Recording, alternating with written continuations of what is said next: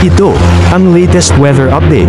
Alamin ang pinakasariwang ulat panahon ngayon dito sa Information TV Educational Channel. Iral ngayon yung easterly sa misilang bahagi ng Luzon at Visayas, kaya ngunit wala ho itong dalang malawakang mga pag-ulan sa anumang bahagi ng ating bansa. Dito po sa may Palawan, dahil pa rin sa extension ng kaulapan nitong dating bagyong si Leon, inaasahan natin ngayong gabi na magiging makulimlim pa rin po yung kanilang panahon at may tsansa na mahihina hanggang sa katamtaman ng mga pag-ulan.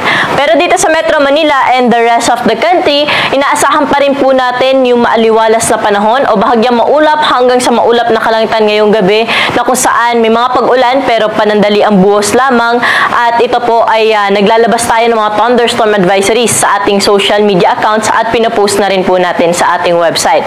Kaya kung uuwi po tayo na ating mga tahanan ngayong hapon hanggang mamayang gabi, ay ugaliin po nating bisitahin yung ating DOST Pag-asa page, no? Para po alam natin kung sakaling may inaasahan tayong pag-ulan within the next 2 to 3 hours. Sa kasalukuyan, wala naman tayong minomonitor na LPA o bagyo na posible makaapekto sa ating bansa within the next 2 to 3 days. Para po sa magiging lagay na ating panahon bukas dito sa Metro Manila, pati na rin sa ibang bahagi pa ng Luzon, matuloy na makakaranas ng maaliwalas na panahon lalo na sa umaga hanggang tanghali. Pero pagsapit ng hapon at gabi, mataas pa rin po yung tsansa ng mga panandali ang buhos ng pag-ulan, dala ito ng easterlies at non-localized thunderstorm. At ang temperatura po natin bukas dito sa Metro Manila ay mula 25 to 32 degrees Celsius, Baguio City 16 to 22 degrees, Lawag 25 to 32 degrees Celsius. May kainitan naman sa Tuguegarao City, aabot sa 33 degrees sa maximum temperature, 32 degrees naman sa bahagi ng Legazpi City. Dumako naman po tayo sa bahagi ng Tagaytay na kung saan 22 to 30 degrees ang agwat ng temperatura bukas.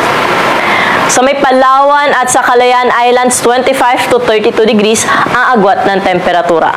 Sa mga kababayan naman po natin sa Kabisayaan, pati na rin po sa buong bahagi ng Mindanao, wala rin ho tayo dyan inaasahan na malawakang mga pag-ulan, kaya magpapatuloy yung kanilang nararanasan na generally fair weather condition o maaliwalas sa panahon sa umaga hanggang tanghali. Pero pagsapit ng hapon hanggang sa gabi, asahan na po natin yung mga panandaliang buhos ng pag-ulan dala ng localized thunderstorm. Kaya kung lalabas po tayo natin mga katahanan, magdala pa rin po ng payong. Panangga na po ito sa init ng ating panahon sa dakong tanghali at sa pag-ulan naman sa hapon at sa gabi. Temperatura po natin bukas sa Tacloban ay 25 to 32 degrees Celsius. Sa Iloilo at Metro Cebu naman, 25 to 33 degrees Celsius. Ganun din yung agwat ng temperatura sa Cagayan de Oro City. Sa may Zamboanga naman, 24 to 33 degrees ang agwat ng temperatura, at sa Metro Davao may kainitan na aabot sa 34 degrees ang maximum temperature.